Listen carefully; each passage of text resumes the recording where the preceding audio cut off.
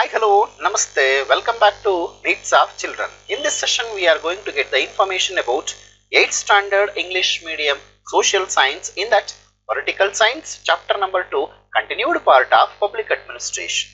In the previous session, we get the information about Secretariat, in that Central Secretariat as well as State Secretariat.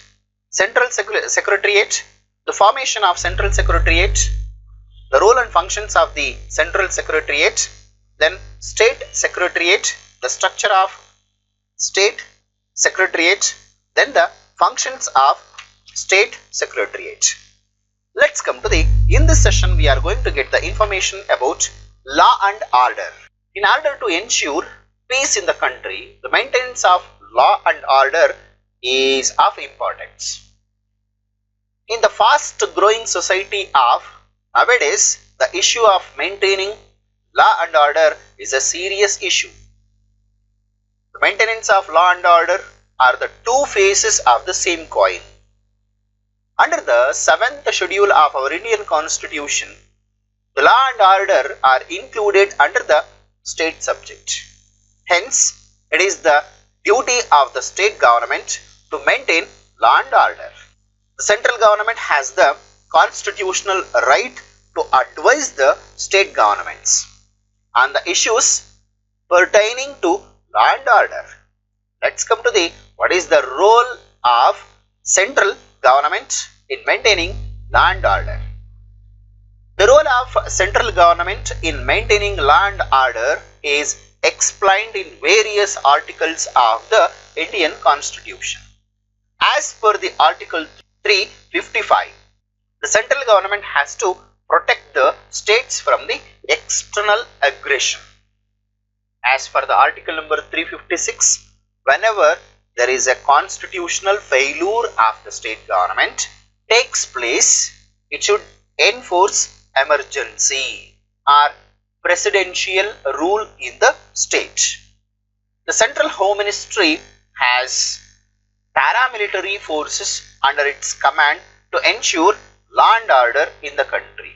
Let's come to which are those the paramilitary forces. Among that, the first one, Central Armed Reserve, CRPF, Central Reserve Police Force. This force has the mandate to maintain law and order. It tackles any rebellion or provides relief whenever there is a natural calamity.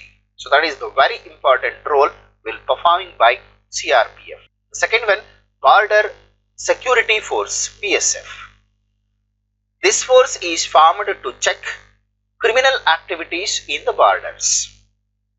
It policies the border to check illegal activities, policing the border and providing safety and security to the people living in the border areas are the main functions of the Border Security Force. And the next, third one, Railway Protection Force. It protects the property of railways. It monitors the illegal activities in trains. So these are the very important functions of Railway Protection Force. And the next, Central Industrial Security Force, CISF. This force provides protection to various big industries of the central government. This force is also utilized to serve the airports. So these are the very important. Central Home Ministry has paramilitary forces. The four important: CRPF, BSF, RPF and CISF. The central government plays the converging role and fulfills the special role of maintaining law and order in the country. Central government provides a framework for the maintenance of law and order to the state governments by providing skilled personnel and advisors. Let's come to what is the role of policy, the structure of state police. The primary role of the state governments is to ensure law and order in the state. In order to fulfill this duty, state governments have a police force that will have adequate training and functions. Among that, the police department comes under the Home Ministry. The Home Minister has the responsibility of police force. The Home Ministry is headed by a Secretary aides. The Home Minister is in day-to-day administration. Let's come to the state police structure is as follows. Among that, Home Minister with Home Secretary, followed by Director General Police, DGP, head of the police department, followed by Additional Director General of Police, ADGP, Deputy Inspector General Police, divisional heads, and the next followed by Superintendent of Police, SP, head of the District Police Administration, followed by Deputy Superintendent of Police, Deputy Superintendent, divisional head as a divisional head, Circle Police Inspector CPI, circle head, Police Sub Inspector PSI, Assistant Sub Inspector of Police ASI, Head Constable and Police Constable.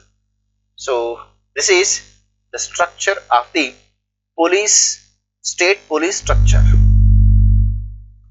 The police force performs as a major role in maintaining law and order of the state. That's it, the entire lesson. The session has to be come to an end. In case of you have any doubts related to entire the lesson, please comment in the comment box. I will solve your doubts. I hope you have understood till now what we are discussed. In case of if you have any doubts related to entire lesson, please comment in the comment box. I will solve your doubts. I will come back with the next video. Until, keep watching my channel. Thank you. Bye bye. See you in the next session. Take care.